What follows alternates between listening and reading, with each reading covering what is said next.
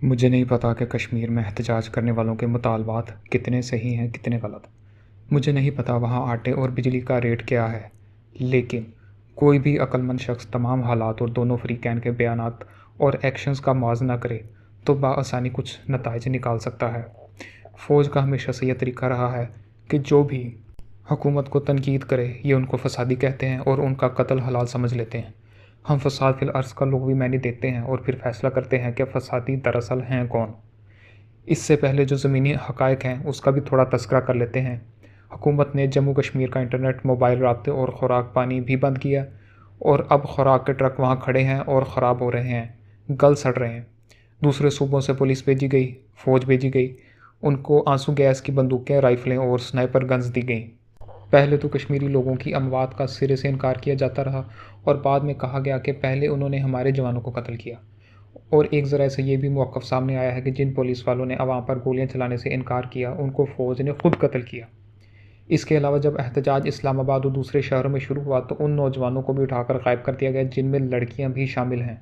हुकूमती वज़रा ने कश्मीरी एहतजाज करने वालों को इंडिया के एजेंट करार दिया और फ़ौज ने हस्बे मामूल उनको फसादी कहा। अब आते हैं फसाद फिल अर्ज़ पे। कुरान में यह लफ्ज़ मुख्तलिफ़ शक्लों में कई मरतबा आया है और तमाम जगहों पर इसका एक ही तर्जमा किया गया है, करप्शन। ये दुनिया की सबसे मोतबर वेबसाइट है जिसके मुताबिक फसादी की तारीफ़ में धांधली करने वाले तो आते हैं लेकिन हुकूमत पर तनकीद करने वाले नहीं आते। चलें कहीं और से भी जांच लेते हैं। अब एक ऑनलाइन मुस्तनद लुग़त से भी फसाद लफ्ज़ का मानी देख लेते हैं। यहाँ जितने भी मानी लिखे हुए हैं उनमें ये बातें मुश्तरक हैं, ख़राब होना, गलना सड़ना, करप्शन।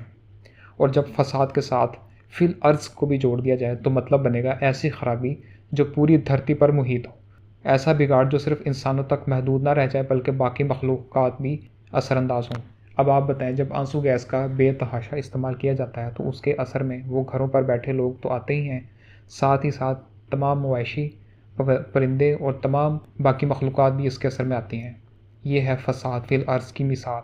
फिर जब खुराक को रोक रखा गया इतने बड़े पैमाने पर, इस खुराक का गलना सड़ना ये भी फसाद के मैनी में आता है। मैं बात यहाँ ख़त्म करूँगा कि अगर आपको कोई दुश्मन का जासूस लगता है तो उसे सबूतों के साथ ट्रायल करें और सज़ा दें। हजूम पर गोलियां बरसाकर, इंटरनेट बंद करके, आवाम की आंखों पर पट्टी बांधकर सिर्फ आप अपने लिए नफ़रत को मज़ीद बढ़ा सकते हैं और कुछ हासिल नहीं कर सकते।